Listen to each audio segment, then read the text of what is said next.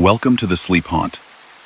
Tonight, we enter the dark with 8 true, disturbing, scary stories, whispers carried from lonely rooms, forgotten roads, and moments that refuse to fade.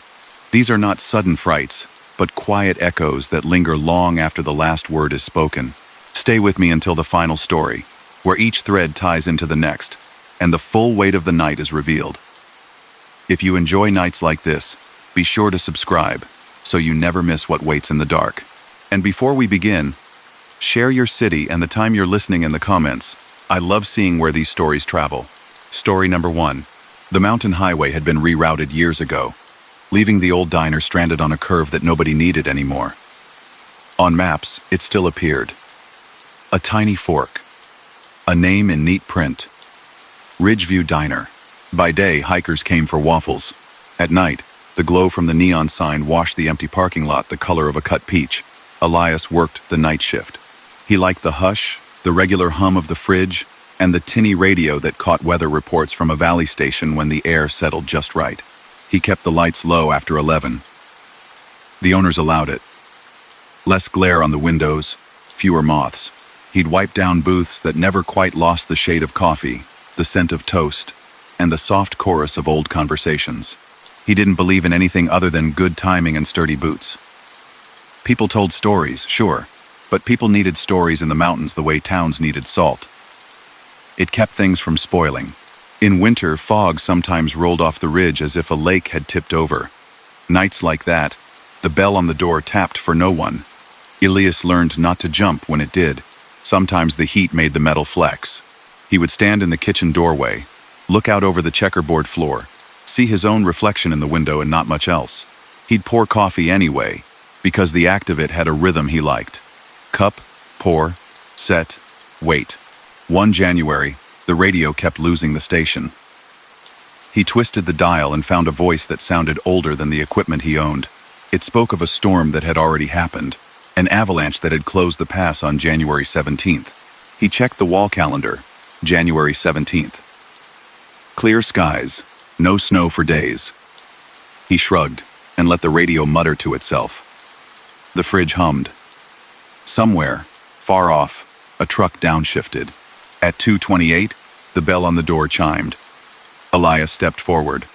A woman stood there in a red coat, the kind with cloth buttons like punctuation. Snow clung to her hem as if it had decided to come in too. She held her hands close to each other, not quite touching, like she was holding the idea of warmth and not the real thing. "Phone?" she asked. He nodded and pointed to the end of the counter. She crossed the linoleum, footsteps careful, as if the floor might lean. He heard the click as she lifted the receiver. "Line's dead," she said quietly. Her voice sounded like someone reading the hour to herself. "It's not," he said. He'd called the distributor earlier for brown sugar. He reached past her and lifted the receiver. A faint hiss. He could hear the gentle emptiness of a working line. "Try again." She did, dialing slowly. He watched her face. She listened. No ring. No answering. The hiss persisted. "Thank you," she said, and placed the phone down soft as if it might break. "Coffee?" he asked. She shook her head. "I can't stay," he said to hurry. "Who?" She didn't answer. She straightened her coat, nodded once as if she'd satisfied a rule only she knew, and returned to the door. The bell chimed again as she left. The parking lot lay bare, unmarked. Elias rubbed the steam off the glass with his sleeve and saw nothing beyond the reflected neon. He stepped outside. The air was clean and dry, no flakes, no footprints. His breath hung brief and vanished. He looked up at the ridge, at the dark line of pines. A thin wind threaded itself through needles. The sound was like someone turning the page of a very large book. Inside, the radio changed. A clear voice now, an emergency tone softened by distance. Travelers are asked to avoid the switchback at Eagle Bend. A slide is possible near mile marker 31. If you are already on the road, seek a safe turnout. The voice paused. This message repeats. Elias found the old logbook under the counter, the one with pencil notes from the days when tips were split in cash. He wasn't looking for anything. It was merely something to hold while the radio made everything in the room feel like the morning of an exam. He flipped to a page marked with a faded receipt. January 17th, many years back. Neat handwriting. Red coat. Came in. Asked for phone. Line okay. Went out anyway. Snow started up at 3. Below it, in a different hand. Found the coat next day in pantry? Don't joke. He stood very still. It could have been a prank. People who worked nights left each other notes like that sometimes, to see if the next person would pretend not to flinch. He turned to the pantry door anyway. The bulb inside was a little colder than the rest of the kitchen lights and made the stainless steel shelves look like water. Rice, napkins, syrup, nothing out of place. He almost closed the door when he saw the corner of something under the bottom shelf. He crouched. The floor was clean. He kept it that way. But here, in the back under the shelf where the mop couldn't easily reach, a thin layer of dust had settled like chalk. He reached in and pulled on the corner. Fabric slid free, stiff and quiet. A red coat, buttons like punctuation. He set it on a crate, hands doing that uncertain hover people make over objects they're not sure belong to them. The coat had no smell, no damp. A faint line of dust across one shoulder spoke its long weight. He took it, folded, to the front, laid it on the counter. The bell chimed. He didn't look up right away. Part of him believed the coat had rung the bell by itself. When he did raise his head, the door was closed, the lot still empty, the neon murmuring to itself. Elias called the sheriff's office. He knew them. The night deputy, Calder, would pick up. He did. Elias chose his words, explained, left a space for Calder to laugh. Calder did not. Hold on to it, Calder said. You know the old case. We have a file. If it's a practical joke, it's an old one. What old case? Another quiet. Red coat. 15 winters ago. Slide at Eagle Bend. 1 lost, 1 found. I'll come by after rounds. Elias hung up. He didn't love that answer. Did not love the way the radio continued to talk about a storm that was still somewhere on the wrong side of time. He set the coat behind the counter, out of his own sight, and made coffee. He poured another cup, because when the room pressed in a little, coffee made the room remember it was just a room. At 3:11, the temperature in the diner leaned. That was the only way to describe it. A gentler place would say, a draft.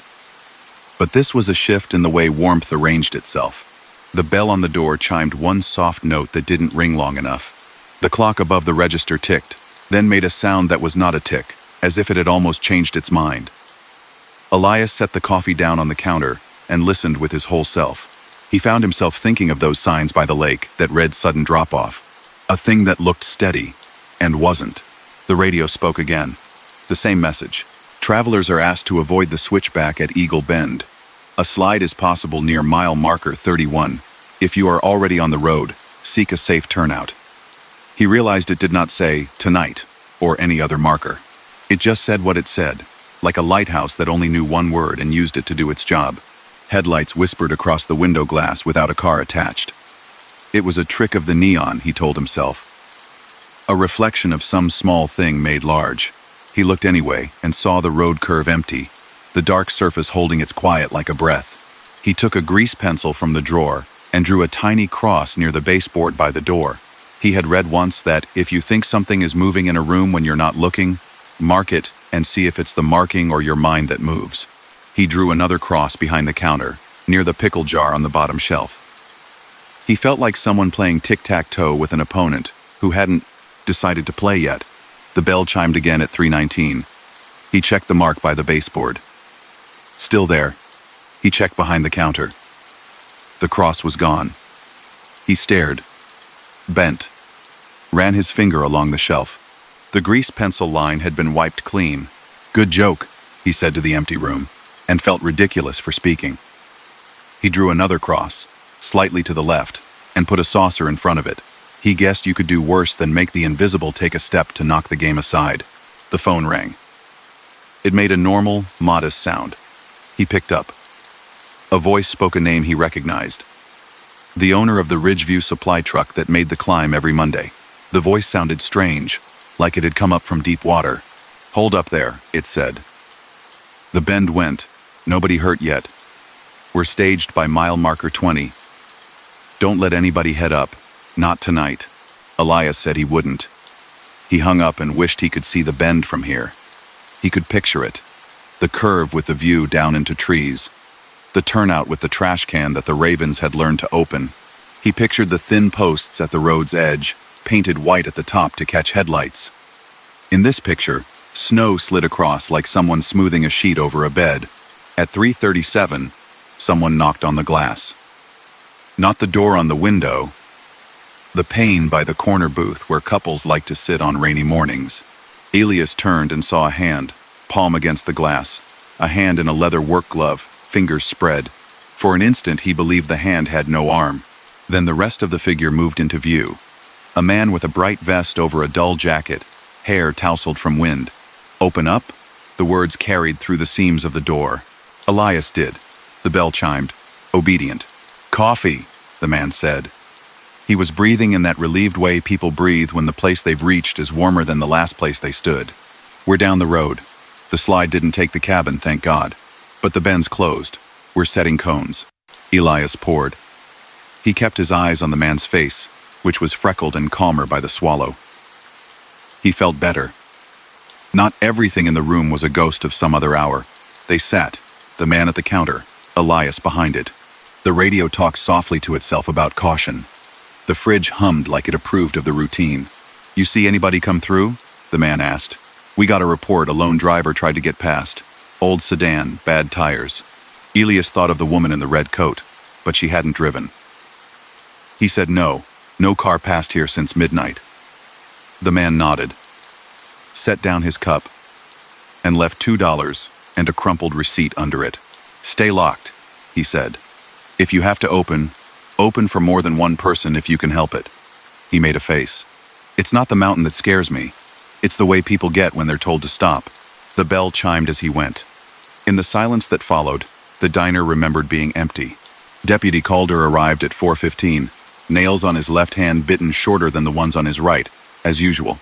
He listened. He looked at the coat. He didn't touch it. "We'll take it," he said, then changed his mind. "No, not yet. If it moves again, I want to know where it moves to." "You think it will?" "I think certain nights the road is flexible," Calder said, as if that answered anything. The sky behind the pines took on a pale color the diner lights couldn't make.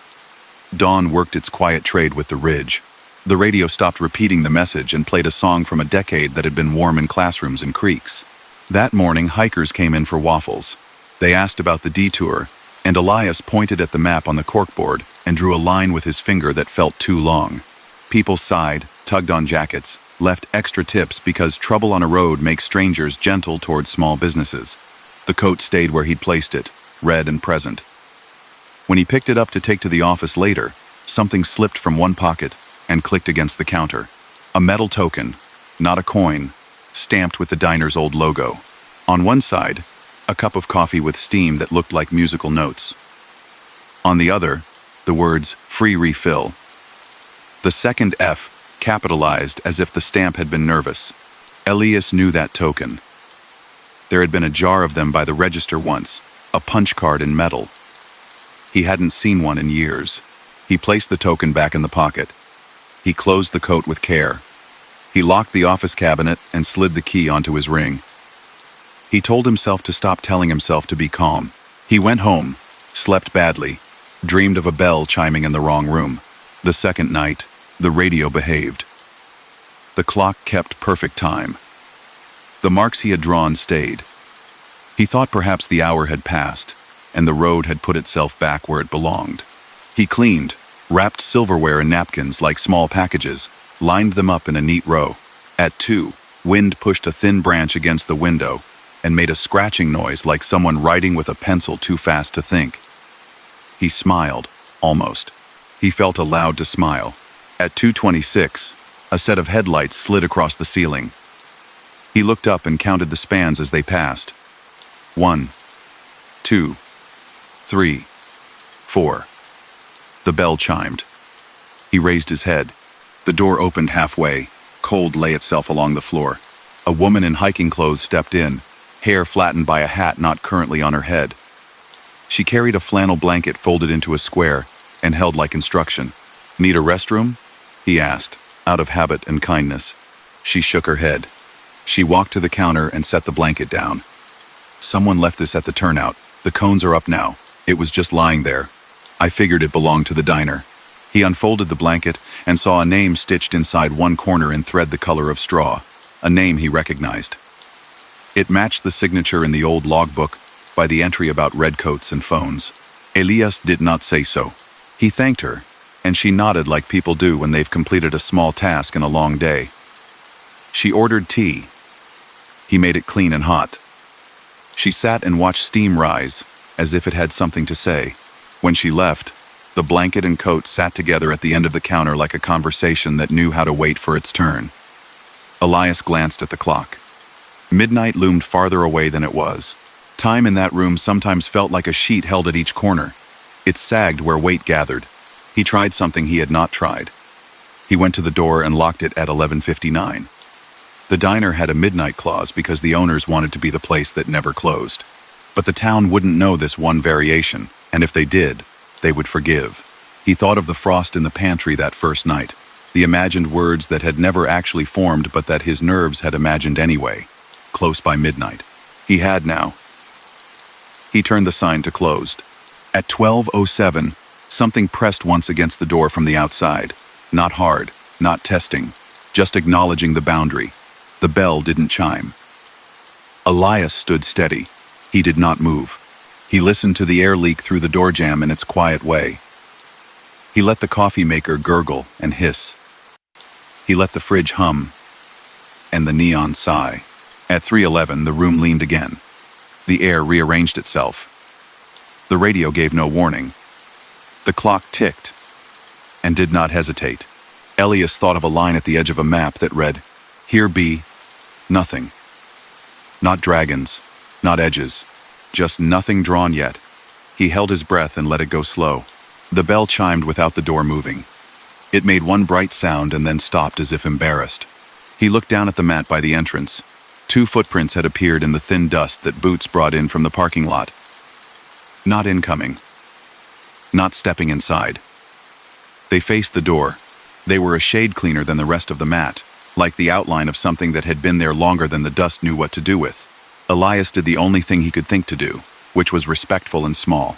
He poured a cup of coffee and set it on the counter near the coat and the blanket. Steam rose. He didn't look away, not because he didn't want to miss something, but because he didn't want to be unfair to an hour that had finally shown itself. The steam held steady. The cup became lighter, only because it cooled. Somewhere, outside, chains clinked against concrete in the distance, the kind drivers put on tires when the road has opinions. The sound moved away. The diner's light stayed exactly where he had placed it. Dawn came like someone turning up a dimmer, careful not to wake a sleeping child in the next room. The footprints fainted into the mat's fuzz, and then they were just part of the mat. The bell hung with its thin lozenge of metal, and kept its thoughts to itself. Deputy Calder returned at 8. He took the coat and the blanket this time, gently, like folded flags. He thanked Elias for keeping the door locked. "Twice now," he said, half to himself. 2 old things nudged back by one new habit. "Twice?" Elias asked. Calder read his look. A driver from the bend waited at the turnout. Said he didn't know why he waited. Said he felt a hand on his shoulder when he grabbed the door handle, like someone reminding him how to be patient. He didn't see anyone. He waited. Then the slide came. He was out of the way. "And the other?" Calder lifted the blanket. "A family stopped before the switchback at midnight. The littlest started crying for no reason. They pulled into the diner lot to calm him, and found your sign turned to closed. They stayed. They're probably home right now counting how lucky they were. I'll count it for them, if they forget." Elias nodded. He wiped down the counter where the coat had been. A tiny row of worsted fibers stayed behind, and refused to be ushered into the cloth. He let them be. He poured 2 coffees, one for Calder, one for himself. They drank in a minute that did not rush. People made the rest of the morning ordinary. Laughter stuck to the walls in a way that warmed the paint. Tired travelers asked for directions and listened without impatience to a detour explained twice. The radio gave the weather as if it had never known any other kind of speech. The bell chimed only when asked. In nights that followed, Elias left a cup of coffee at the same spot whenever the wind came down in a single winter breath and lay across the floor like a long shadow. He locked the door at midnight when the month turned to January. He said nothing to the owners beyond the truth they could use. He kept the tiny token in a drawer, a reminder that some transactions still paid in gratitude rather than coin. Every now and then, headlights crossed the window with no car to draw them. Every now and then, he heard tire chains far above when it hadn't snowed for weeks. And once, just once, the bell chimed when he had his hands in the dishwater and could not reasonably be expected to turn around. He turned anyway, slow, with suds on his fingers. On the mat lay a thin, clean stripe where a foot might have stood facing out, as if someone had waited for a friend to finish their shift and walk them to the car. He looked out at the quiet parking lot, at the old highway's polite curve to nowhere. He thought of all the times people made it home without knowing what tug had slowed their hand at a door or held their tires a little truer to the road. He thought of small boundaries and clear signs, and the way certain places watch over the hours they own. The Ridgeview Diner stayed open, the neon buzzing in a steady, friendly way. People still ate waffles, and the pines still wrote their thin song against the glass. On maps, the diner remained a tiny fork with a name in neat print, a place to pause and breathe before the ridge, a place that had learned the trick of holding still when time tried to tangle itself. And sometimes, when the bell chimed in empty air, the footprints on the mat faced the door, not out of fear, but as if they were seeing someone off, making sure the way ahead was clear. Story number 2. The overnight outage desk kept a soft, unhurried glow, the kind of light that made paper maps look like quiet ponds. Monitors hummed. A long wall of screens showed the city's arteries as green lines and patient dots. Mara worked the shift most people avoided. She liked the steadiness of it, the way a city fell into its own slow breathing after midnight. She kept a peppermint on the corner of her keyboard and a sweater on her chair because the air vents had opinions. At 1:23, a call slid in. The ring modest, the caller ID unremarkable except for the street name it brought with it. Banyan Row. Mara typed it into the address field. The system suggested nothing. She tried again, slower. The field stayed blank. She glanced at the map. No such street. The voice on the line was calm, measured. Hi. The lights are doing that thing again. 7 minutes off, 7 minutes on. A pause. It's warm in the hallway. Not hot, just warm. What's your name? Mara asked, because simple questions opened doors. Ellen, the caller said. On Banyan Row, end unit. We've called before. The system would not let her log the ticket without an address it recognized. She made a note under a generic intersection and tagged it for review. Stay clear of any appliance that's humming, she said. Unplug anything you don't need. I'll check your block. There's no block, Ellen said almost kindly. There's just the row. The call ended as neatly as it had begun. No click, just absence. Mara tapped the map. The grid lines over the river district were smooth. No red, no yellow. Somewhere down the hall, a microwave door popped and closed. Someone warmed their dinner in the small hours like a ritual. At 1:32, it came again. Same voice, same address, perfectly polite. It's doing it faster now. 5 minutes. The hallway's brighter. Are you able to go outside? Mara asked. Onto a porch or to a neighbor? It never likes that, the caller replied, as if discussing weather. It's better if someone listens. The training modules had said nothing about this kind of courtesy. Mara checked the account database by the phone number. The field returned an empty string, the sort of emptiness that was not failure, but the shape of something older. She called over to Rudy, who was on coffee number 3, and knew every substation nickname in the county. You ever heard of Banyan Row? Mara asked. Rudy frowned. Not since they flooded out the old flats. Reservoir took half the grid off the map in '84. Those calls come around sometimes. He rubbed his temple. Ghost grid, folks joke. Don't log them if you can't validate. Just monitor. Monitor what? Rudy shrugged and returned to his dispatch sheet with the defeated dignity of someone who'd told a truth that sounded like a superstition. Mara didn't like leaving a voice unanswered. She pulled the thick binder from the shelf, the one with laminate tabs for every year no one used anymore. The 1,983 map crackled like brittle leaves. There it was. A thin smear of a street. Banyan Row. a short line pressed between a rail spur and the river. Gone under blue ink in the 1984 update where the reservoir widened its shoulder. The board on the wall bloomed a single, stubborn dot near the dam, not red but a pale blush, the color the interface used for an anomaly. Mara opened a diagnostic screen. Oscillation was flagged on a legacy circuit, an old feeder that should have been cut back long ago. It was labeled with a name, in pencil, in the margin. Hallway loop. Someone had written an explanation years ago in handwriting sharp as wire. Keeps pressure off the stubs when water's high. Don't trust it. Use only with eyes on. The third call came at 1:40. 3 minutes, Ellen said. Her voice still sounded like someone speaking across a small distance you could almost step over.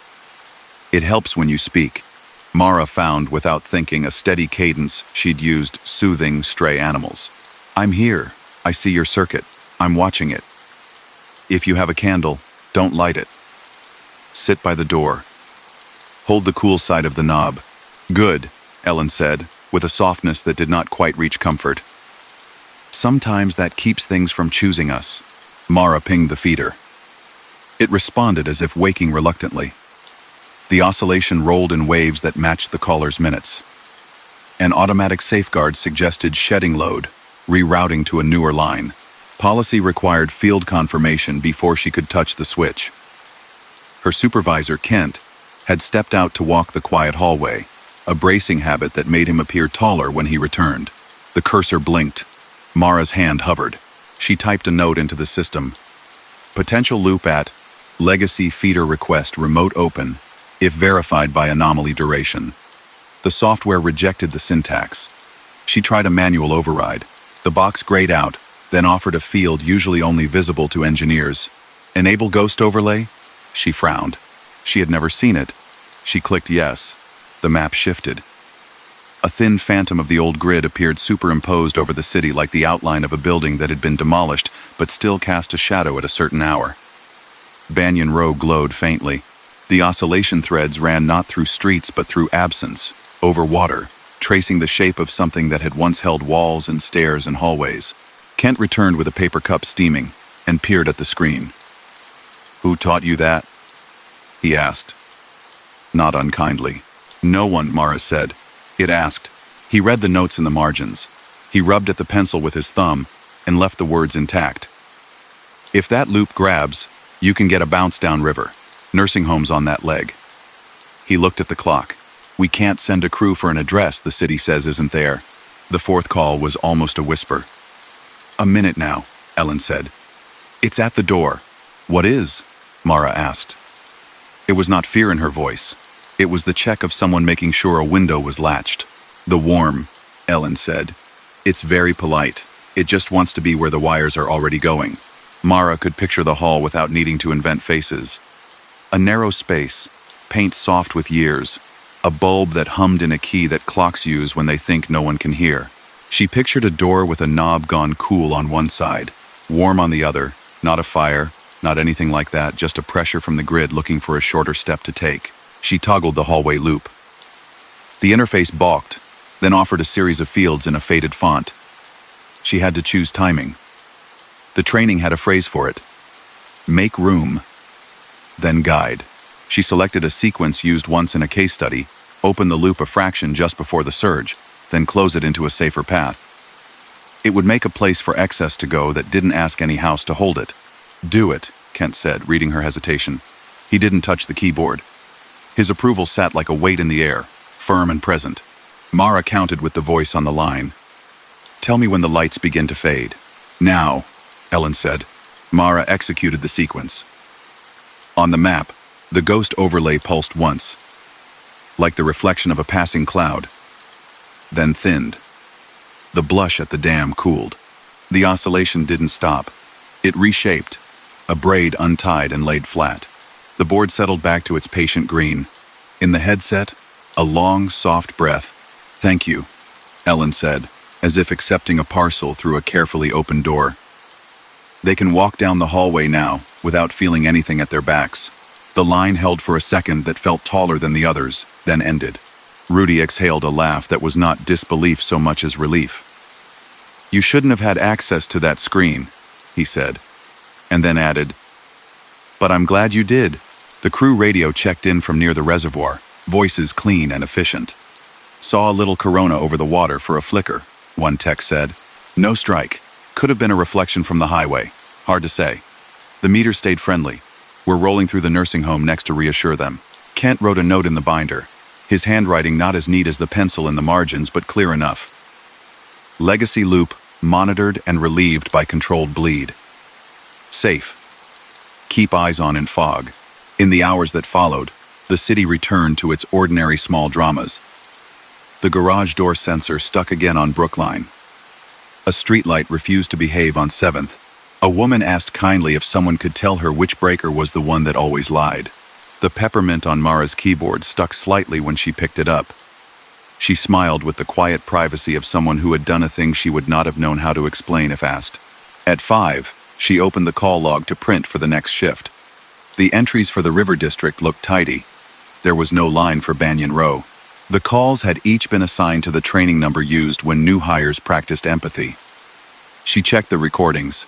The files were labeled with timestamps, and the audio was gray, a color the system used when something had been archived by policy instead of by person. On the break room corkboard, between a flyer for a holiday exchange and a safety poster with a cartoon character that had learned to respect ladders, someone had pinned a photocopy of an old newspaper. The headline was just statistics. Below it, a paragraph mentioned a substation incident during the reservoir expansion that had come and gone with luck and quick hands, and a night guard who had remained present.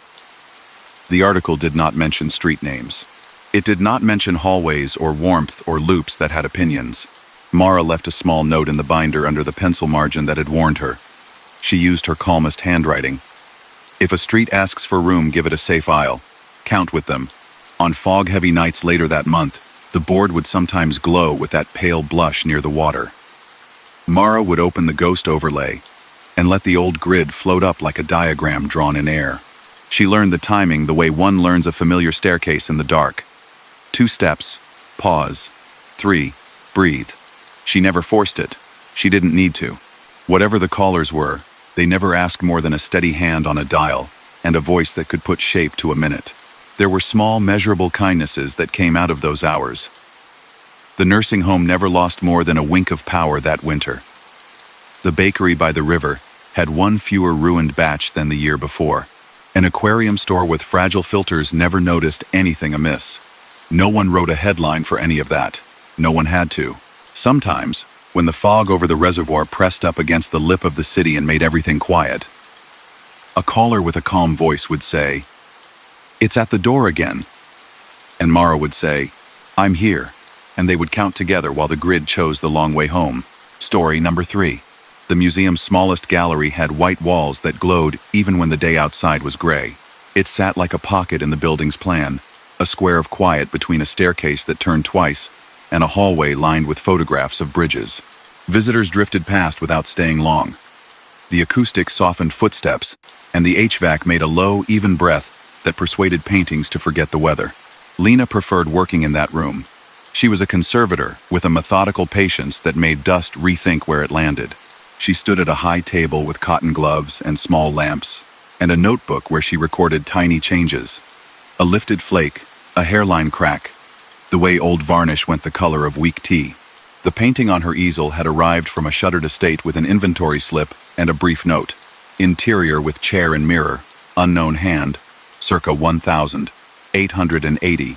The frame smelled faintly of cedar, even after all those years. The picture was simple. A small interior, a wooden chair draped with a dark shawl, a narrow table with a pocket watch by a folded letter, a window with gauze curtains, and a framed mirror on the far wall that reflected the room's window. The palette was quiet browns, grays, the pale glass of morning. It reminded her of those rooms that keep cool even when the day is warm. She set up the lights. She set up the data logger that measured temperature and humidity to the second. She wrote the accession number on a tag twice, because the 9 and the 3 wanted to look like each other.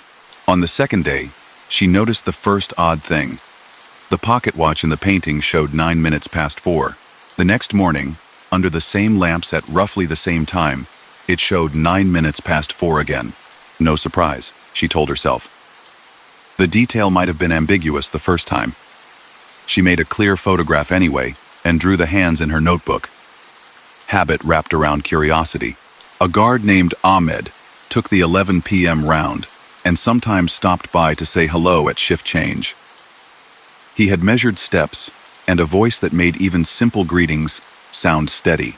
"Motion sensor in your room pinged at 2, he said one morning, a casual note in a stream of routine. Could be the curtain in, the HVAC, could be a spider, could be nothing. I'll clean the lens today. Lena checked the logs.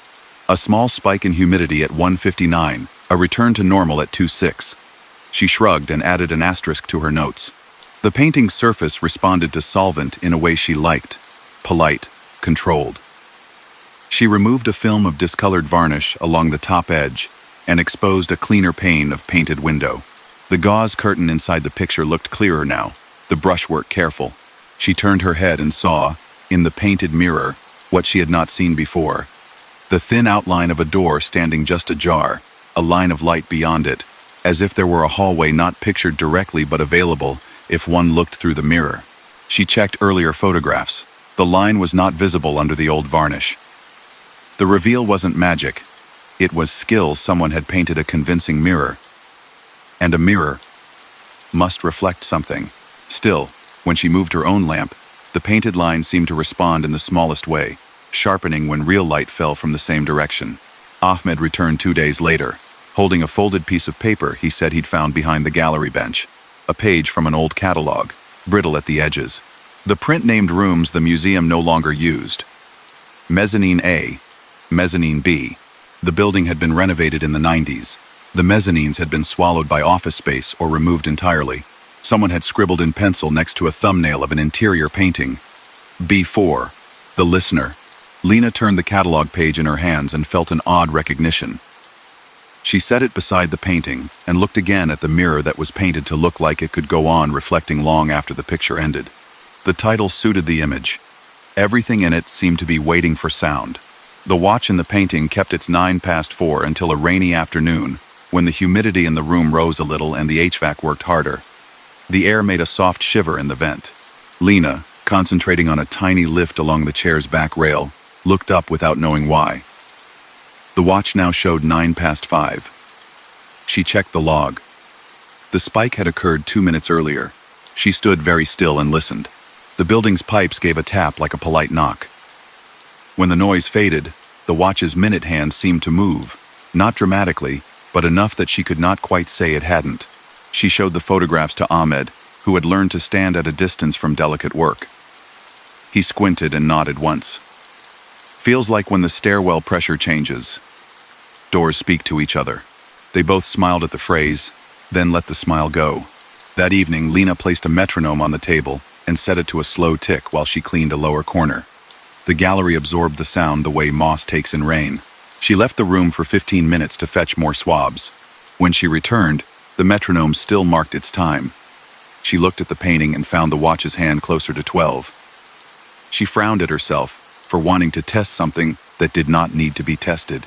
The next morning, she brought in a small speaker and played a recording of quiet, the kind of noise engineers use to measure without echo. Nothing unusual. Then, because she could not quite help it, she hummed softly, a single note held steady the way a kettle holds a tone.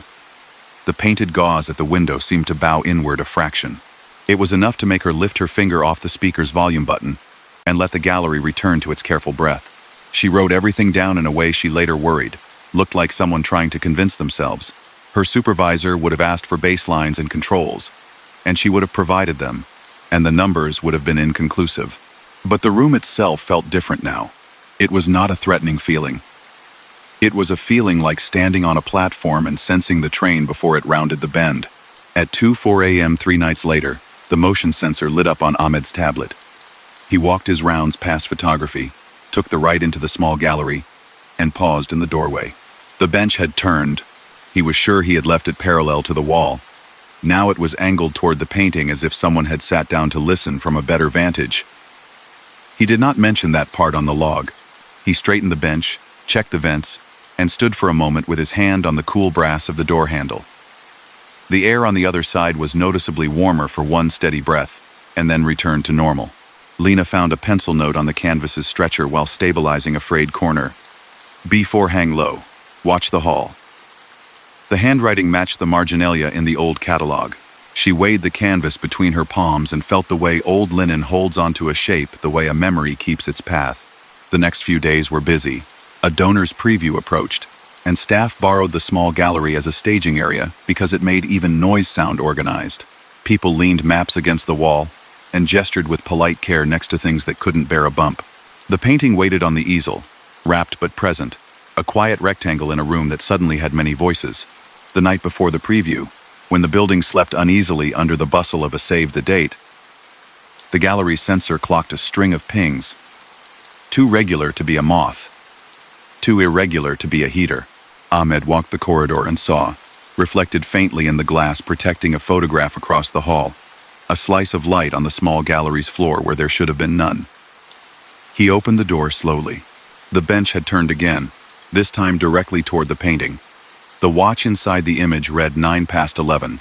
The pale line in the painted mirror was brighter than it had been. Lena, called in by his text, stood beside him and watched the way the line seemed to decide itself. Neither of them stepped into the room for a moment. The sensation was not danger. It was like being acknowledged by a place. "I think it wants its wall," Lena said quietly. It was not a romantic remark.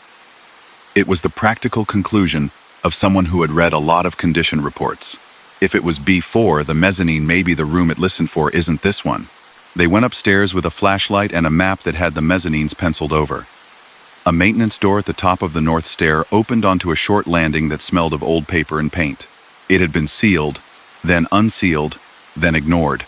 Metal tags still marked hinges. A faded stencil on the concrete read B. The hallway beyond was narrower than code would now allow. Dust had made a close language of the floor. They followed the corridor until it stepped down 2 shallow risers and ended in a blank section of wall. On the left, a rectangle lighter than its surrounds marked where something had hung. The shadow of a frame persisted on the paint, the size almost right for Lena's picture.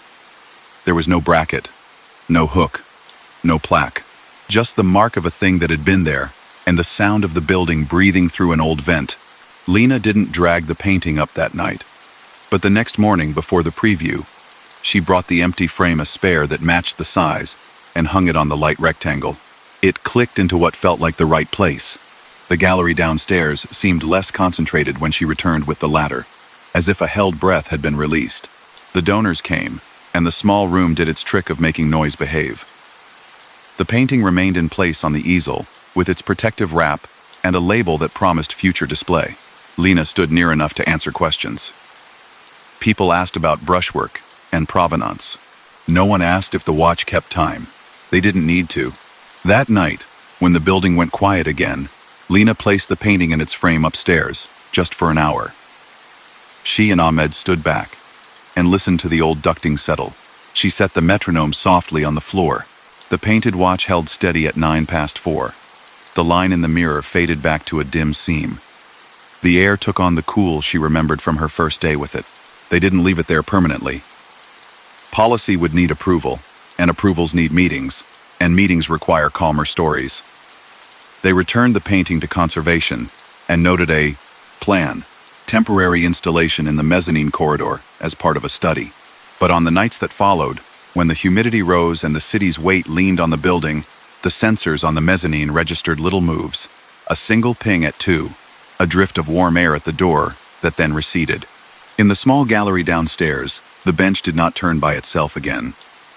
The watch in the painting settled into an hour that had nothing to do with HVAC cycles. The mirror reflected a room with a door firmly closed. The thing the picture had listened for, it seemed, had been given a wall to hear from. Sometimes, on slow afternoons, Lena would pause her work and stand in the mezzanine corridor.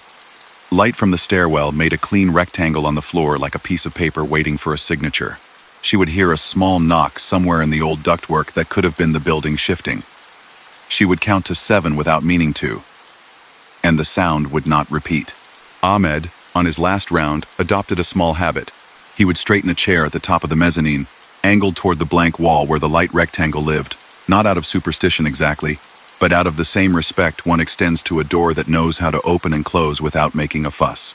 Story number 4. The tower on Market and Fifth wore the night like a pressed suit.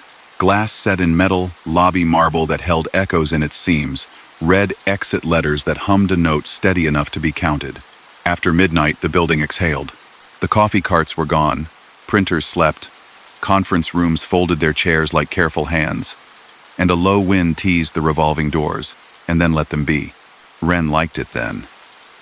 As the overnight building engineer, he had the run of a private city. Boiler lights blinking like constellations, pumps with soft throats, a whisper of water in vertical pipes you could follow with your ear from the basement to the mechanical floors if the place would allow you to. He logged pressures and temperatures on a screen that preferred green. He kept a key ring that knew how to sound like rain when it moved. At 1:13 on a Tuesday, the elevator phone rang. Not his desk phone.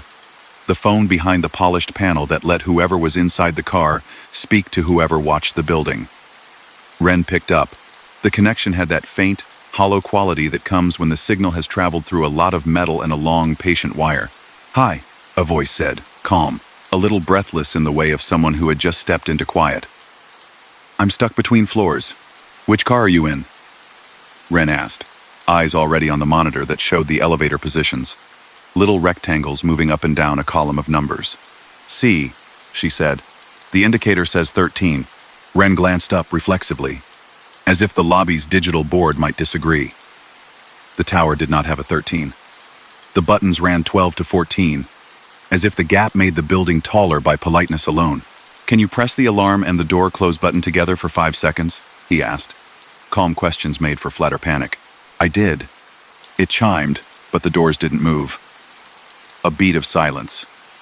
"It feels like the car is level with something. The air doesn't feel like the shaft anymore." He checked the dispatch screen. Car C showed service in faint amber.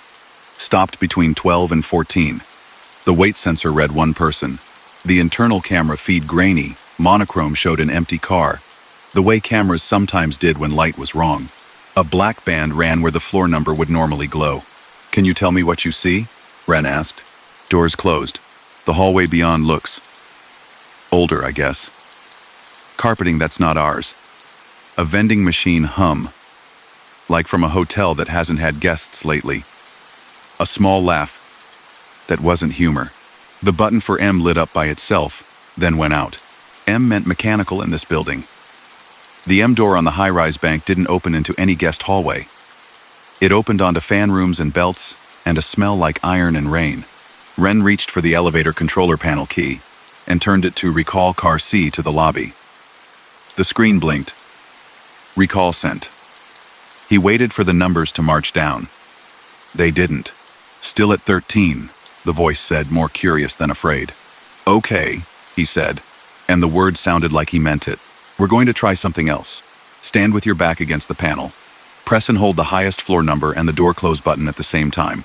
Don't let go until I say." He watched the monitor. A small icon that indicated mode flickered, the way a set of blinds flickers when someone on the other side of a room tugs a pull cord. "Keep holding," he murmured, feeling silly and not caring. A beep, softer than the others, came through the line. "The letters changed," the caller said. "It says M now. All right, if the door's open, don't step out. You'll hear fans, it might be loud. If that happens, press L. Keep holding the door close while you press it." For a moment, nothing. Wren could hear the quiet in that nothing, a layered silence of concrete and steel and old decisions. The caller drew a breath he could feel in his own chest. "It opened a sliver," she said. "Dark." I pressed L. The monitor finally obeyed. Car C flicked down to the lobby with a certain relief, like a throat clearing. Wren stood to watch the car arrive. The doors parted. The camera inside remained shy. No one stepped out. The weight sensor dropped to 0. "Hello?" he said into the building's emptiness, which was either ridiculous or polite. "Here," the voice said in his ear. He had forgotten he was still holding the phone. "Let me out somewhere," she said. "I think I'm on 14. The carpet is right. I can see the big plant by the glass wall. Thank you." "Anytime," he said, and meant that too. He logged the call as a stall and left out the number 13, because there was no field for that. He walked the lobby once, touched the brushed steel of the car's frame, looked at his reflection as if to confirm he belonged in this arrangement. The night took everything in stride. 2 nights later, at 1:13 again, the call came. A different voice, an older man this time, who said he'd left the office and wanted the lobby, and found himself paused with the panel showing nothing and the world outside the door playing it being someone else's corridor. "I'm going to say a set of steps," Ren said, and did. And the man listened well, and the car gave them both a chance to feel that the simple act of pressing buttons in sequence could convince a machine to be kind. Rudy, the guard on duty, came by the control room with a paper cup and his habitual comment that the city's glow made the north windows look like water. "Had a car readout show 13 for a second," he said, as if admitting he'd caught a glimpse of a thing he was supposed to ignore. "Did the board do the same?" "We don't have a 13, Ren said, and they both let that be a joke and not a lie. Ren asked for the old plans the next day. The building had been 2 towers once, married in a renovation that gave it a seamless face. The engineering binder had a section nobody had bothered to digitize yet, pages transparent with age. He traced the elevator banks with a fingertip. The original plans had a narrow level annotated as 13 telephone exchange, document storage, one of those interstitial floors that had been demoted in schematics to a letter later because numbers made people nervous. In the margin, faint pencil, "Leave space for duck trunks, future, proof service." Someone had crossed out 13 and written M in the gentlest way a heavy pencil can manage. He went to the stairwell between 12 and 14 at midday and counted the risers. There were the expected number. At night, on his round, he counted again. At the mid-landing, he felt a little extra space where there hadn't been any in daylight. Not more steps, just more room. The way a pause between syllables can be longer without the sentence itself changing. Ren chalked a line on the painted concrete at the place where the air felt different and checked it an hour later. The line had smudged, as if someone had brushed by it lightly with a sleeve. The anomaly found a rhythm. It preferred the hour with 13 in it. 1:13, 2:13, another at 3:13 if the night was heavy. The calls were never frightened. They were puzzled, courteous. "It's warmer by the door," a caller would say. "It smells like printer paper," another offered. Once, a voice said, with a steadiness that made Ren think of someone who worked early mornings in kitchens, "It's quieter than it should be, like the carpet's new and doesn't mean it yet." He began to leave the high-rise bank on independent service after midnight and park one car at the lobby with the doors open. The building liked that. The calls lessened. The remaining ones were easy enough to shepherd. Hold close, and the highest number. If M appears, wait for the hum. If you see a corridor that looks like a memory, stay in the box. People listened. During a planned fire alarm test at 3 in the morning, with strobe lights politely flashing and horns speaking in calm tones, and the system looping through its checklist, all the car indicators blinked at once. For exactly 2 seconds, the lobby panel lit the number 13 inches, a clean digital font, bright as a declaration. Ren and Rudy stood shoulder to shoulder and watched it. And when the panel returned to 14, 15, 16, they said nothing. Outside, a delivery truck traced a slow line in the empty street, like a single syllable under a long sentence. On a rain-heavy Thursday, the elevator phone did not ring at 1:13. Instead, the stairwell intercom chimed a small, surprise sound from a speaker that hadn't been asked to perform in years. Ren pressed the talk button. "Engineering. Door at the half landing," a voice said, barely above the whisper of the building. "It isn't labeled." Ren took a light and went. The air in the stairwell felt newly washed. At the spot his chalk had smudged before, a seam in the concrete blockwork showed in relief, a rectangle you'd never call a door unless you already knew to think of it that way. No handle, just paint the color of the stairwell and a faint cooler draft, as if air beyond had been asked to wait. He placed his palm against the seam.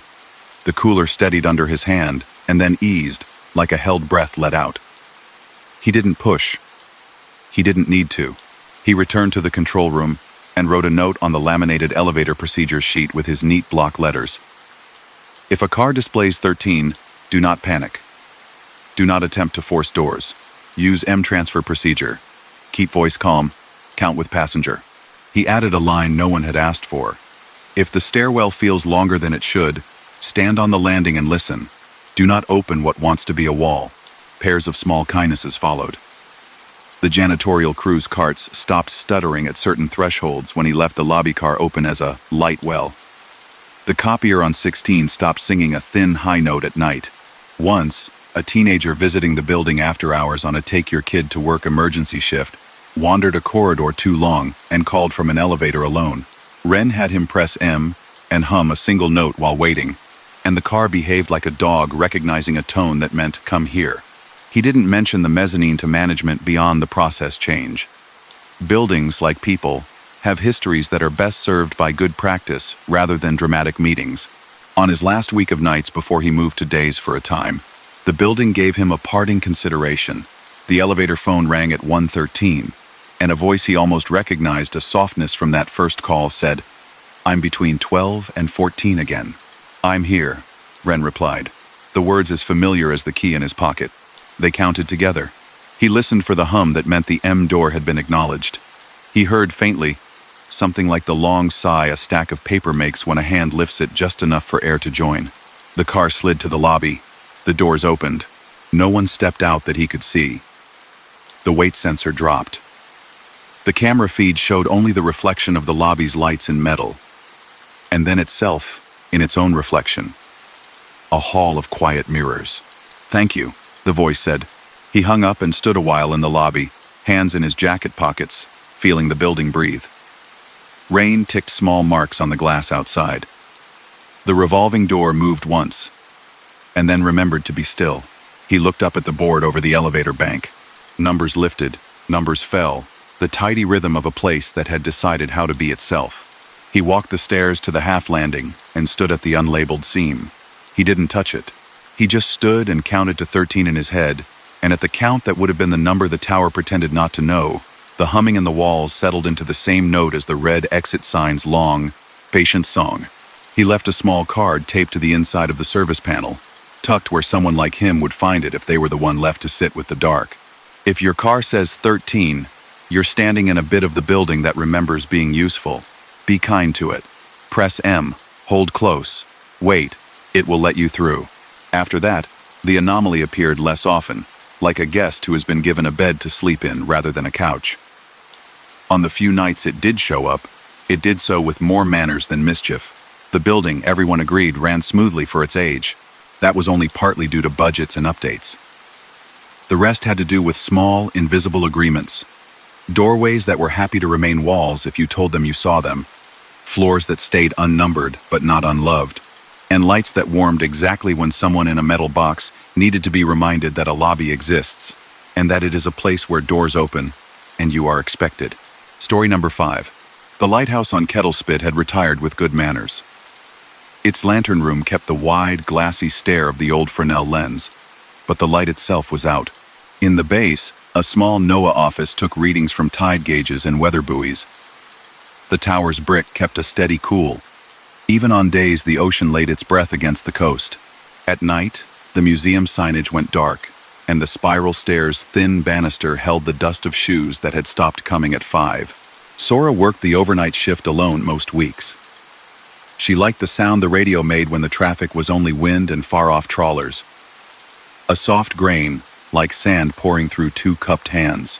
She logged barometric pressure every hour, and checked the line to the offshore buoy that wore a small camera, and sometimes sent back a picture of a gull that had decided to be famous.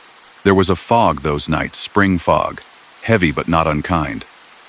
It muffled the little town inland, and made the beam from the ferry's ramp look like a pencil pushed through cotton.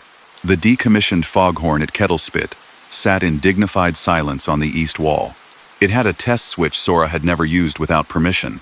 At 1:17, the radio lifted its head. Not static. Syllables.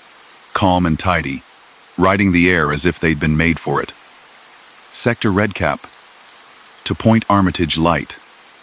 A voice said. Request character 3 short, 1 long.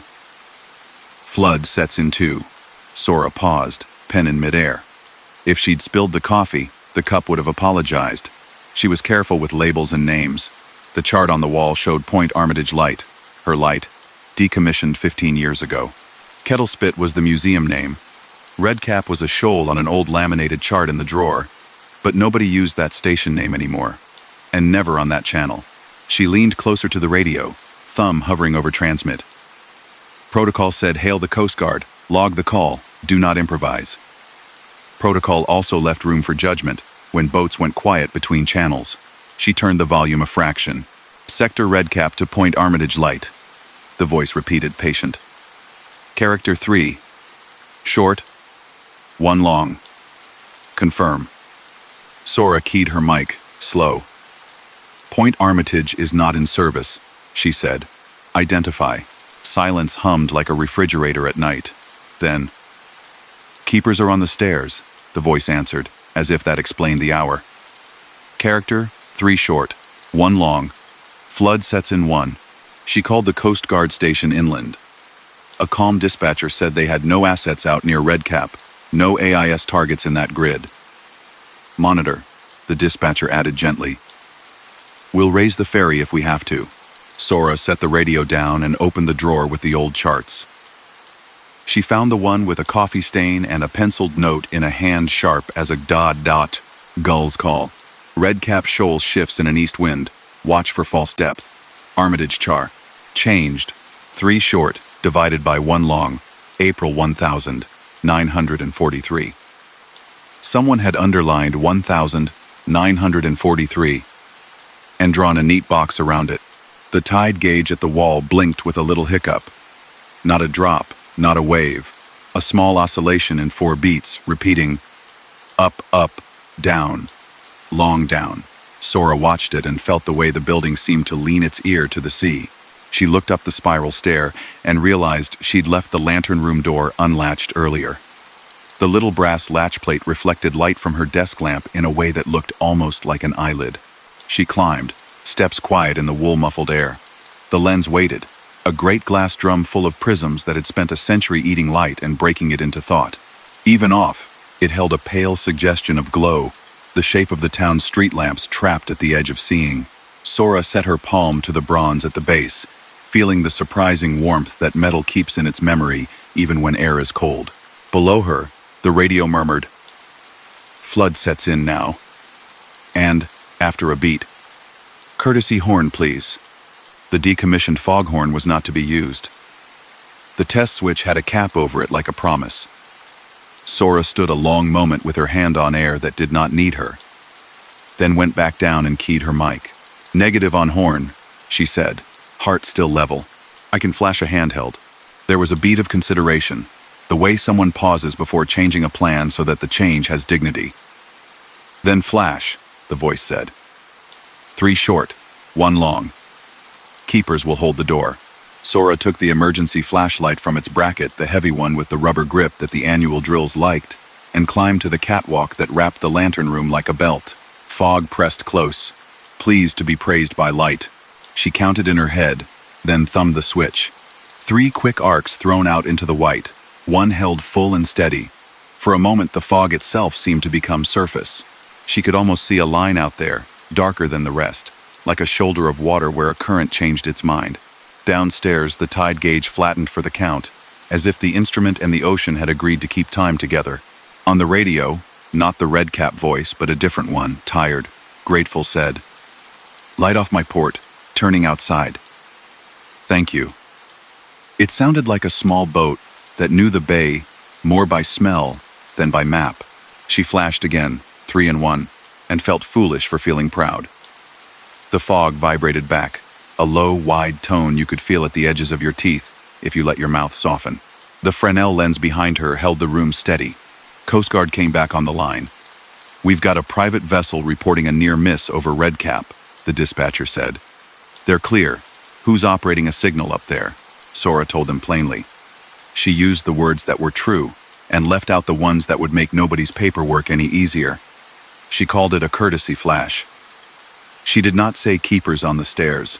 At 2, the voice returned once more. "Thank you. Keep pattern for 2 more, and then rest. We'll take it from here." She rested the flash on the railing and counted with the instrument's 4-beat drift. 3 short, 1 long. She stopped. The quiet between fog and rock became almost cheerful. The radio stayed shy. In the morning, the town woke. A delivery truck coughed at the base of the hill. The museum staff arrived and flicked on the little lights that made signs glow polite. Sora brewed new coffee and printed her logs and circled the anomalous blip in the tide chart. She wrote, "Instrument oscillation," in a neat hand. Her supervisor would understand, because he had a drawer full of kind words for weird nights. Inversion, seiche, reflected swell.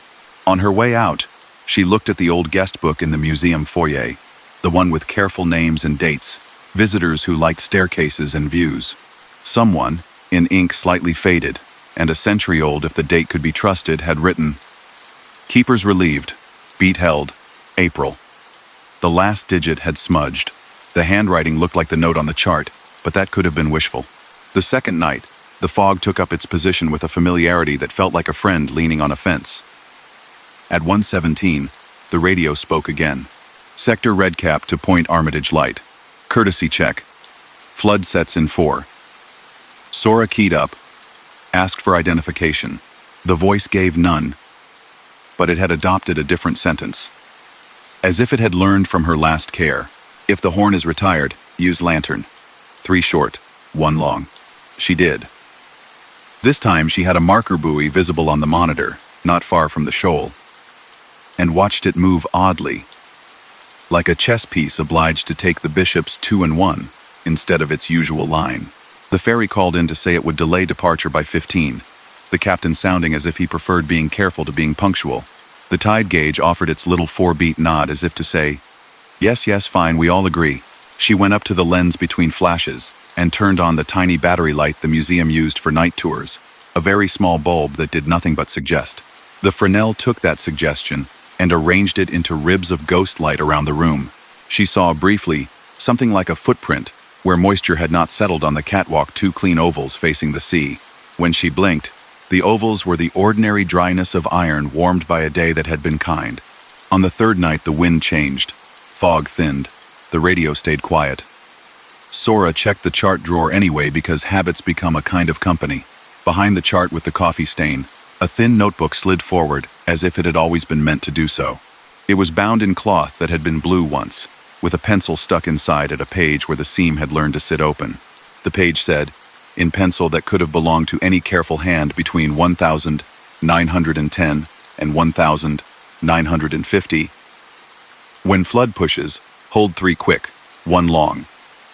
Wait for the sound of the step. Do not invite, do not refuse. It is simply the current. Keepers to remain present.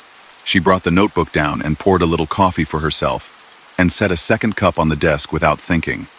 Steam rose and made the window fog a little on the inside. She did her rounds. The cup cooled untouched, as cups in empty rooms do. Later that week, there was weather, really weather. Wind wrote itself into ropes. The ferry suspended service. The Coast Guard announced a small craft advisory with the kind of firm politeness that says, "Stay home if you can." Sora watched the buoy camera show gray, and then not much of anything, and then gray again. At 1:17, the radio sounded like it was speaking from a room with its door mostly closed. "One more," the redcap voice said. Then the channel holds. She flashed until the flashlight's battery icon blinked its thin complaint. She had a spare. She always did. Between flashes, the foghorn that was not to be used let a very small bass murmur slip from its throat, a sound like a memory rather than an act. If she'd reported it, they would have blamed a pressure differential in the chamber. She did not report it. She thanked it without words, the way one thanks a signpost for not falling over. After that storm, the shoal shifted enough that the new chart update in the spring adjusted a shaded patch by a hair. No bulletin mentioned courtesy flashes. The ferry captain thanked the museum in passing for keeping the hill lit at odd hours. His thanks went into a folder with other things that didn't need to be accounted. The Coast Guard logged a few nights of quiet calls with no incident, and closed them with the kind of note that makes a case file easy to sit on and forget. Sora left a small card taped inside the radio cabinet where new staff would find it and not feel alone on a fog-heavy shift. It said, "If you hear Redcap ask for a character, it's a courtesy. Flash 3 short, 1 long. Don't improvise a horn. Count with the tide gauge. If anyone says keepers on the stairs, Tell them the stairs are sound. They know.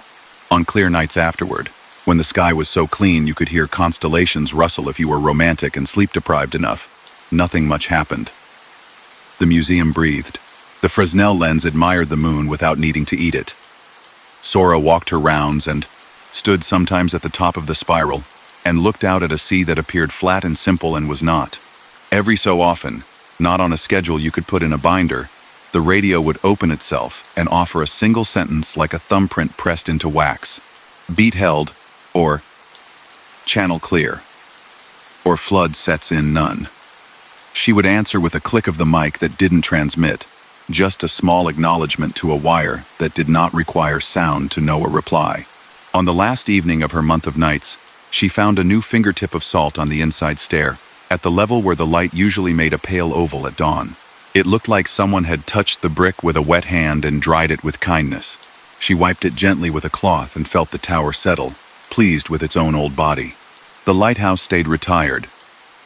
The museum offered tours and told stories with dates and photographs and happy, uncomplicated sentences. The fog returned when it felt like it. The shoal did what shoals do, moved, like a thoughtful animal in sleep. Out on the water, small boats slipped home along lines they didn't see, and sometimes a pattern of flashes reached through the white to tap 3 times and then hold, and an engine would ease, and a wheel would turn, and someone would breathe out and think, without having to say so, that the night had done them a favor. Story number 6. Night in the data center sounded like rain that had agreed to stand still. Fans held a long, even hush. Power modules hummed a note so steady it fell below thought. Blue status LEDs breathed in a rhythm faint enough to count only if someone insisted. The cold aisles kept their promise of winter. The hot aisles made their case for summer. Between, the floor tiles remembered feet, and the overhead cable trays kept their bright highways lit for no one in particular.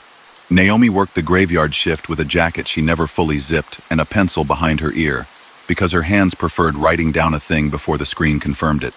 The DCIM map on her console painted the room as a tidy grid. Rows A through K, squares that warmed from blue to green to yellow if an aisle forgot its manners. She walked the floor twice each hour, checked blanking panels, finger-tested perforated tiles for unexpected draft, listened to the way fans changed vowel sounds when the load shifted. At 2:07, the console pinged a notification she had never seen. Row L, sensor L14 dew point rising. There was no row L on her map. Rows ended at K. She clicked the alert.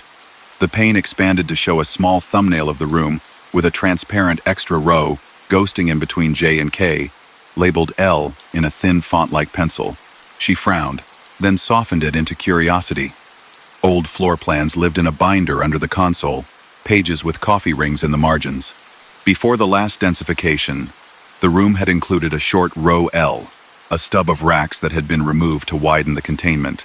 The plan showed a cold aisle door there once, a magnet plate, a phone extension someone had labeled Row L cold aisle. The alert dinged again. Row L, door status, propped. The note wrote itself in her stomach like a dropped coin. Propped doors let hot and cold argue until servers chose sides. She stood, took her flashlight, and walked, counting tiles. When she reached the gap where row L had been, nothing stood except air framed by the memory of rails in the floor tiles. The containment door she expected wasn't there, but the cold aisle windows on either side clouded for a moment at the lower corners, as if someone had exhaled politely just beyond the seal. Her radio, clipped to her hip, crackled once with the sound a vinyl record makes when a needle thinks about landing. Then the overhead speaker at the end of the aisle, the one tied to the old row phones, popped and gave a single word in a voice that could have belonged to anyone who spent nights with machines. Close. She stopped. The old row phones had been removed when the floor changed. She was sure of it. Still, the word had the indoor tone buildings use when they have an opinion. She checked the nearest cold aisle door. Someone had wedged a gray foam block into the jamb at knee height, a convenience from the day shift. An innocent wedge that kept a door from latching while carts passed. Naomi pulled the wedge, let the door kiss its frame, and felt the magnets take. The fans 2 rows over changed their hush by a feather. On her console back at the desk, the ghosted thumbnail would have softened its edges, she guessed. She walked the gap again, slower, feeling for draft. The floor tiles at the old row location were solid, but one perforated tile at the end had been left in place out of habit, its little round holes a memory of airflow. Cold pushed up through those holes now, more than it should. She knelt and set her palm above them. The air had that slightly damp chill that meant somebody somewhere had asked the humidifiers to be generous. Her radio popped again, softer, and the old overhead speaker said, "Hold." She did what texts do when the numbers hint at precipitation in the wrong places. She eased the humidification set point down 2 points on the local CRAH unit and watched the dew point on her handheld sensor settle from flirtation to discretion. Down the aisle, a coil's quiet tick condensate that wouldn't be, now gave a thanks without words. The console protested once, briefly. Row L. Sensor L. 14 dew point normal. The ghost labels thinned on the screen. Her pencil had left a small graphite dot on the edge of her thumbnail where she had pressed it without noticing. At 2:13 precisely, the building transferred load for a scheduled generator run a monthly test. The room took like a deep breath. The UPS caught the half-beat. The lights did not twitch, but in that half-beat, Naomi felt the pressure change, a subtle lean in the air that told her the hot aisle doors would try to lift their seals if someone let the cold aisle door stay open. She walked back to the nearest end of row and pressed with 2 fingers until she felt the gasket sit down fully. The magnets hummed, a shade happier. From the overhead, not a voice, just the fan speak of turbines going from vowel A to vowel E, and then to the long unvoiced hum of a system agreeing to a state of being. After the test, she recorded her steps.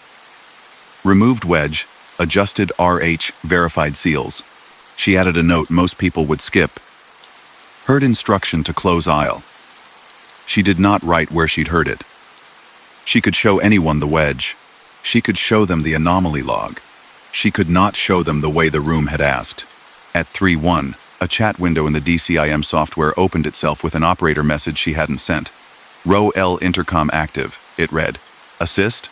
She clicked accept on habit and heard the faintest of pacing and noise, 2 steps, pause, 2 steps, as if someone was walking between curtain and rack.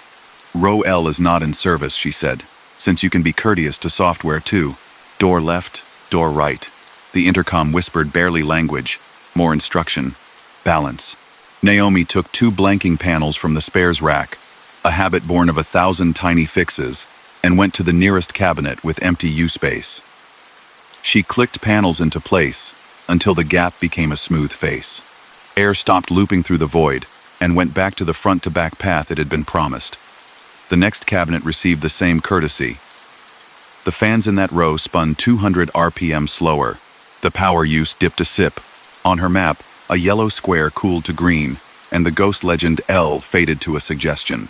She thought of the earlier floor plan with row L's phone extension, and looked at the old wall where the plate would have been. There, almost invisible except for the way dust had respected it, was a rectangle of cleaner paint. She held her ear near it and heard, not words, but the alignment of machines, like listening to a long sentence and catching its grammar, even if you cannot hear every syllable. Near 4, the knight tried one small experiment. A door magnet stuck half a second out of step. The door kissed, hesitated, and then set. In that half second, air in the gap where row L had been lifted her sleeve a fraction. She pressed the frame until she felt the latch decide. On her return pass at the console, the system had entered a second, more ordinary line.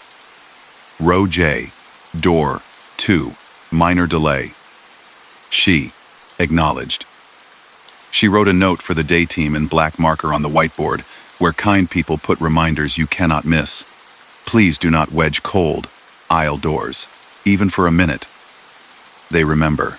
Sun nudged the building later from the east, the way light walks its fingers along a windowsill to wake a room politely. The morning tech, Travis, arrived with a paper cup and the sort of optimism coffee lens. He read her overnight log, paused at row L, and raised his eyebrows. "We pulled L 3 years ago," he said, not correcting so much as trying to give her a handhold.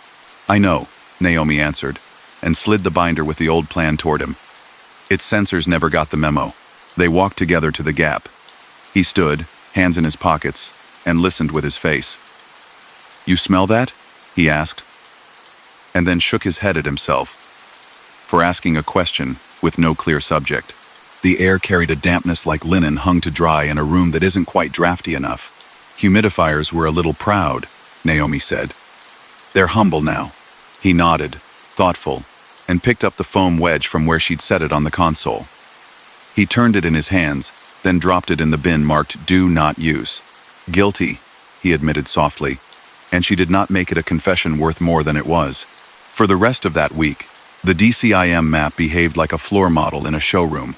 Perfect greens, polite blues, no surprises.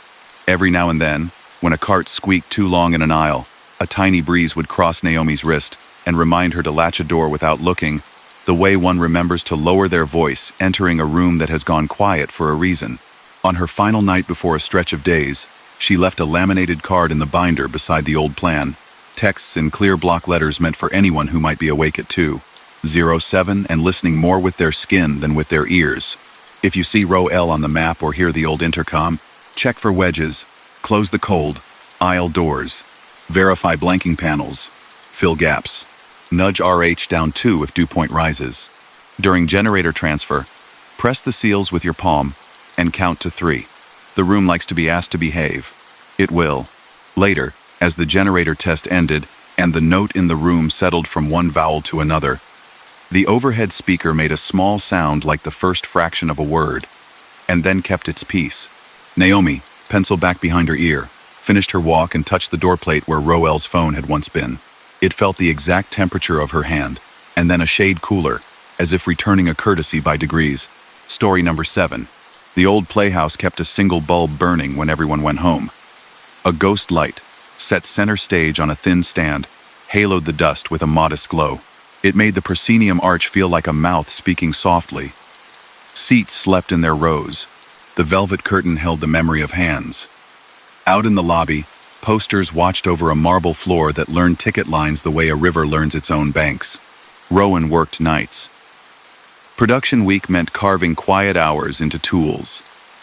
Fresh spike tape, sharpened pencils, pages in the prompt book, smoothed at the corner with a soft thumb. The stage manager's desk sat in the wings with a headset, a small lamp, a stopwatch with a face like a tiny moon, and a stack of cue sheets that had grown a forest of sticky notes. The comm panel wore its buttons like good manners: page, program, call.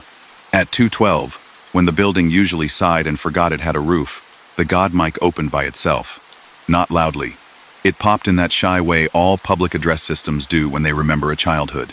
Rowan glanced up from the prompt book in time to hear a single word carried into the house in a voice that was not a voice at all, more a shape of breath. Stand by. They waited. The headset lay on the desk, its ear cup turned toward the stage. No one else was in the building. Security had locked the lobby after midnight. The work lights glowed at the wings. The ghost light kept its small center. The dimmer rack hummed in the way of equipment that knows its cues will come and is not anxious about when. Rowan pressed the talk key anyway. Old reflex. Standing by, they said into air. From the downstage ceiling, a soft clack. The house relays nudged as if agreeing. The God mic closed without ceremony. On the desk, the stopwatch's hand ticked with a conviction that had nothing to do with batteries. They wrote the time down. Habit is a kind of grace. The note in the margin of the prompt book, 2:12. PA popped. Looked like the sort of thing someone skims past later and smiles at. They might have too if the next night hadn't chosen the same minute to lean in. Again the God mic opened. Again the word, stand by. This time, the combelt pack at the rail lit its small green eye, as if a light op had settled into an invisible chair. On cue, the grand drape moved not much, not a panic, just the faintest sway, the kind a sleeping person makes when the bed remembers to be soft. Rowan went to the fly rail. Line sets hung in their order, batten pipes numbered in paint that had learned to chip gracefully. The main sat locked, no draft. No one on the rail. They checked the lock again, the pin seated as it should, the rope taut because rope is often happier when asked to be. On the call board, beneath tomorrow's schedule, a paper curled at one corner. It was older than the rest, thick with the kind of tape that leaves a faint map behind when it goes. A cue list waited in someone else's careful hand. Act 2, the winter chair, Standby LX 47 to 55, SD12, fly main 4 count. The date wasn't written, but the paper had an age to it, a shade of cream the copier could never confess to. Next to the Q stack, a simple note. House to half at 2:12. Rowan had never called the winter chair. The current show was bright and noisy and full of doors. They checked the archive binder just to satisfy the rational parts. There had been a winter piece here once decades back. No tragedies, no legends with names. Just a line in a season brochure with a photograph of a chair, empty, on a white stage. The third night, Rowan sat at the desk, wearing the headset they never wore alone. The prompt book lay open to a blank page, the pencil ready to let a line fall where it wanted. At 2:12, the God mic opened, and this time the shape of breath made a longer, clearer sentence. Standby LX 47 through 55. Standby sound 12. Standby fly main on a 4. The panel's tiny program light warmed, the way a small animal warms when it recognizes its own. Rowan heard, in the distant ceiling, a shutter on a dimmer rack click like someone politely tapping the edge of a glass. They answered as they had been trained, because the rules you learn for people apply astonishingly well to buildings. Standing by LX 47 through 55, they said. Standing by sound 12. Standing by fly main on a 4. There was a long, velvet inhale. Go, said the God mic. Rowan pressed the button labeled Go on the Q remote out of a muscle memory that had cared for 100 shows. The work lights did not change. The ghost light did not complain. But the house, in the dark beyond the proscenium, exhaled differently, as if the dimmer curve had shifted in a space nobody could buy a ticket to anymore. The air near the velvet warmed half a degree, as blackout circuits somewhere deep were told a different story, one where their job tonight was to listen. Go, the God mic said again, except this time Rowan could tell it wanted the 4 count for the drape. They left the fly rail latched, held up a palm without touching anything, and counted under their breath the way you do for a dancer who trusts your voice more than gravity for a moment. And 1, and 2, and 3, and 4. The drape's fabric sighed a little, a crease uncreasing, as if the weight of years had chosen a new place to rest. That was all. At the end of the imagined stack, a final go that felt like a nod.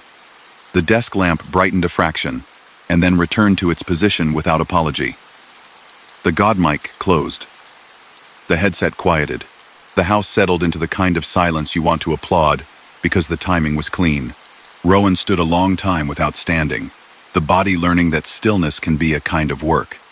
They wrote the words they could without pretending. They were not unusual. 2:12 standbys called. Cues acknowledged. No automation moved. Building calmed.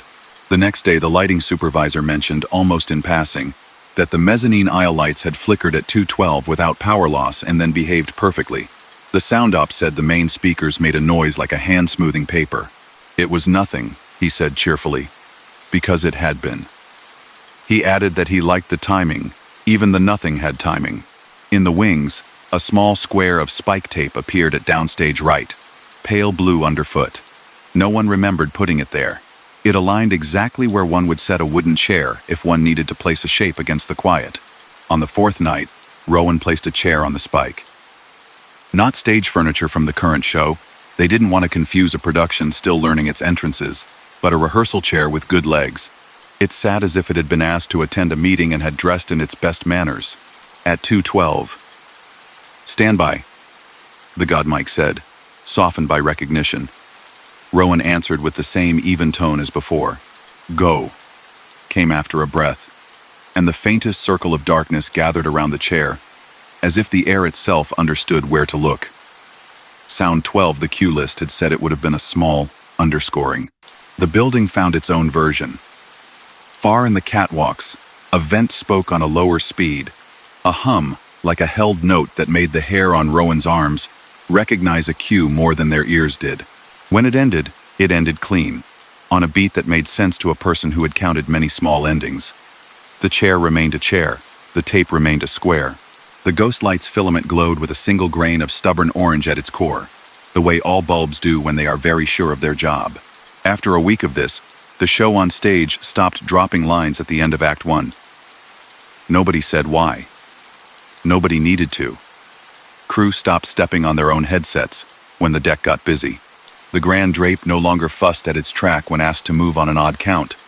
Those kinds of improvements go in no report. They simply accumulate into a sense that a building is on your side. Rowan left a card in the prompt book, in the place where their hand naturally fell at 2:10. It read, "If the God mic opens at 2:12 and asks for standbys, answer. Do not fly anything. Do not change cues. Place a chair at the blue spike if you notice it. Call go on a calm breath. When it's done, say thank you. That's a hold. Return the chair to the wing. Keep the ghost light on." The only person who commented on the card was the new assistant stage manager in for a week. She said, "I like the handwriting," and then added, "The house feels very awake after midnight." Rowan nodded. There are truths you do not sharpen by naming them. On a closing night, after the curtain call, the company left flowers on the prompt desk in the tradition of people who have agreed to share air and timing for a while. When the lobby was dark and the last program had been picked up from where it had slid under a seat, Rowan sat through 2:12 one more time. The God mic opened. "Stand by," it said, and Rowan smiled without showing teeth. "Standing by," they answered. "Go," murmured the building, as if it had learned please and thank you from the ones who drew spike marks and counted 4 counts in empty air. The sequence lasted the length of a breath held longer than usual. At the end, somewhere in the house, a seat tiptoed closed the polite thump of a cushion remembering restraint. The God mic clicked off. The ghost light held its small country of light unchanged. Rowan unplugged the headset, wound the cord with care, and left the chair on its side with its legs pointing up, a signal everyone understood. Not in use. The spike mark stayed for a while, though tape loses patience with floors. When it lifted, it left no residue, only a cleaner square, the color of honor kept.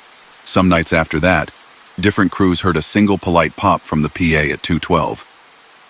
Sometimes they answered out of habit. Sometimes they listened and simply nodded, which is also a way of answering. Either way, the Playhouse kept its reputation for timing so good, you didn't notice it until you tried to find where it came from. And if anybody asked why the ghost light seemed especially content in that house, they were told the only correct thing, that a stage likes to be spoken to by name at the right moment. Story number 8. After midnight, the main branch library had the softness of a coat lined in felt. The HVAC breathed a slow, even hush. The reference desk lamp drew a circle of amber on the wood. The book return whispered in small thumps as last-minute readers surrendered their due dates. Stacks rose like well-behaved trees. The old card catalog near the grand stairs kept its brass gleam, even though almost no one touched it, as if light itself had learned the habit of polishing. Etta handled closings with the calm of someone who knew which doors sighed when they shut, and which hinges preferred being reminded. She gathered pencils to a straight line, untangled the headphone cords at the listening stations in the music room, and checked the fire doors with quick, firm pulls. She liked the smell the building made between midnight and 1. Paper, warm plastic, and a faint echo of citrus from the janitor's carts. The automated sorting machine behind the book return laid paper slips in a neat stack with each scan date, time, patron initials, bin destination. The bins wore tidy labels for call number ranges. 000099, 100, 199. Tonight, at 12:07, the screen blinked a destination she had never seen. Bin, W whisper. Etta blinked back. The library's ranges went A through T, a practical compromise that fit the building after 3 renovations. There was no W. She glanced at the old floor plan pinned above the sorter, edges softened by years of pointing fingers.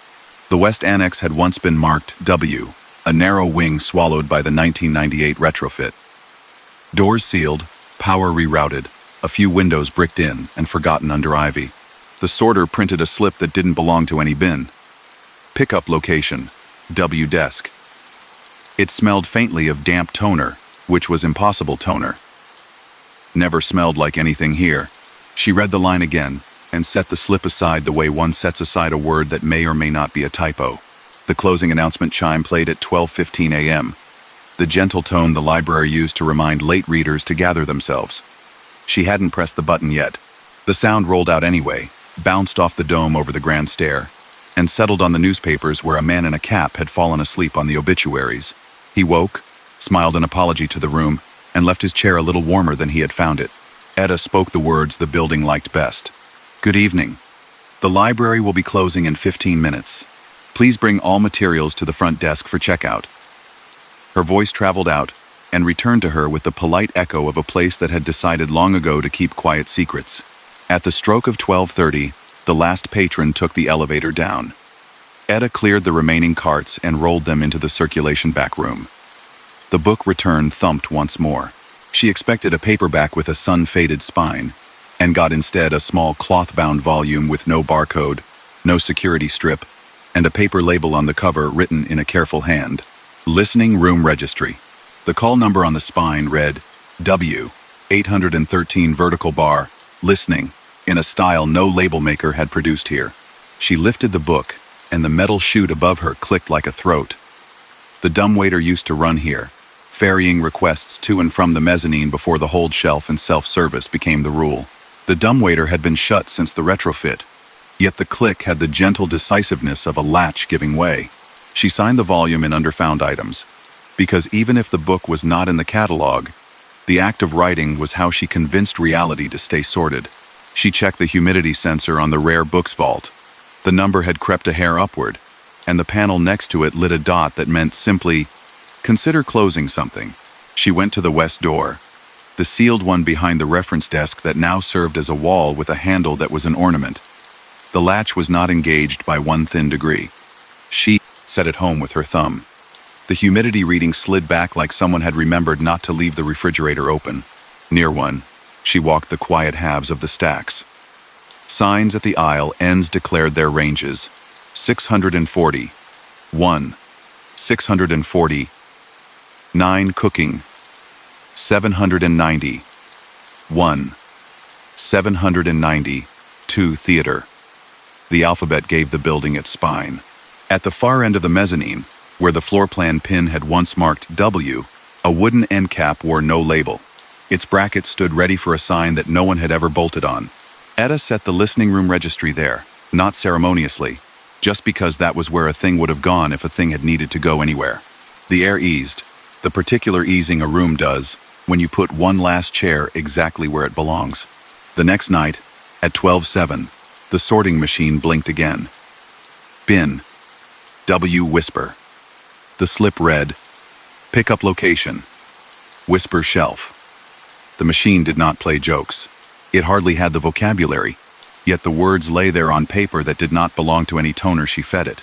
The book return delivered a collection of public domain piano scores, stamped with a date from a year the building had not been wired for stamps. She carried them to the same end cap and found the cloth book waiting, patient as any binder. At 12:15, the chime sounded without her hand. She spoke the announcement. The words felt like thread pulled through fabric along a seam that had known it would be sewn again. The janitor, Miss Alondra, paused on the balcony with her mop. "You hear that draft from the old door at midnight?" she asked. "Only at midnight. Then it stops." "I closed it," Etta said, and the two of them nodded at a solved thing whose solution did not need capital letters.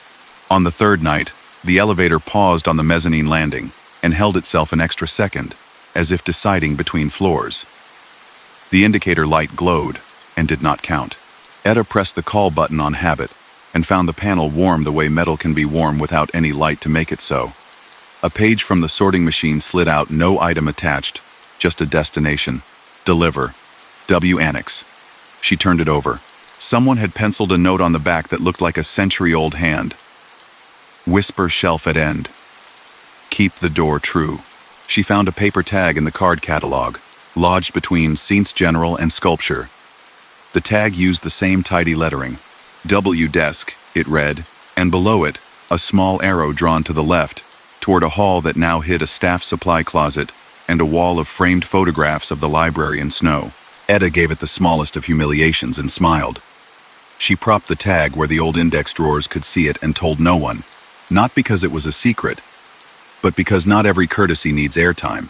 Near one, the rare books panel chirped a warning nobody likes. Humidity up 3%.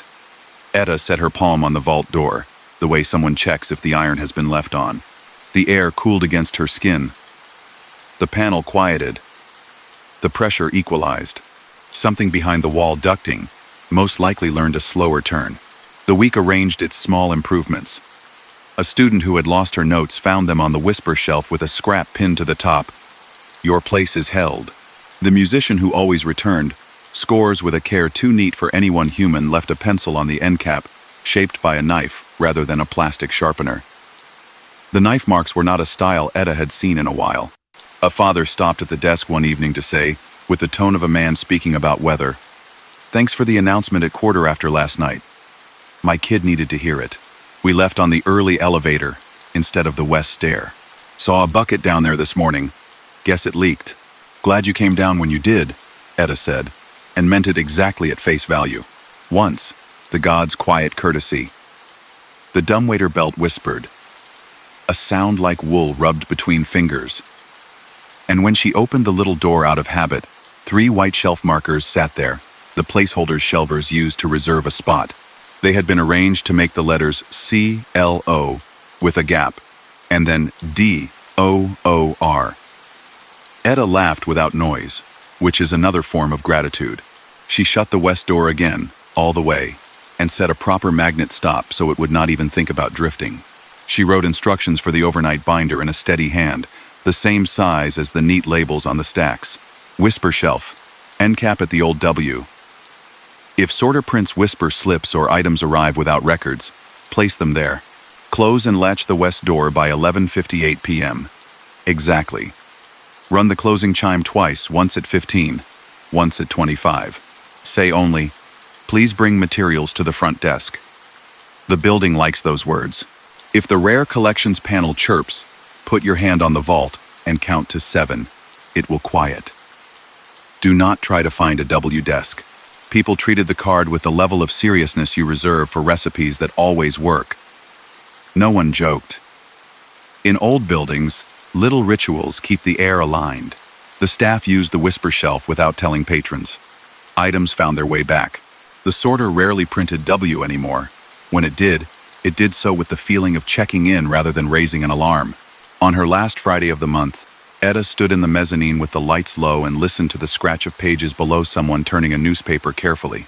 The listening room registry lay open to a fresh line that had not been there before.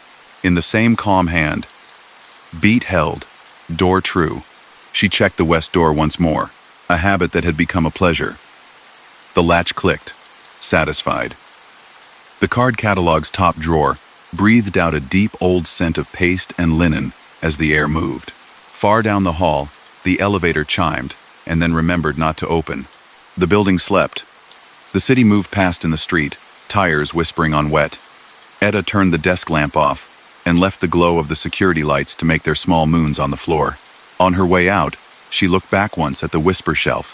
The cloth-bound book sat where she'd placed it, at the end of a range that had returned to being just an end, a place where you can rest your hand and know exactly how far your fingers reach.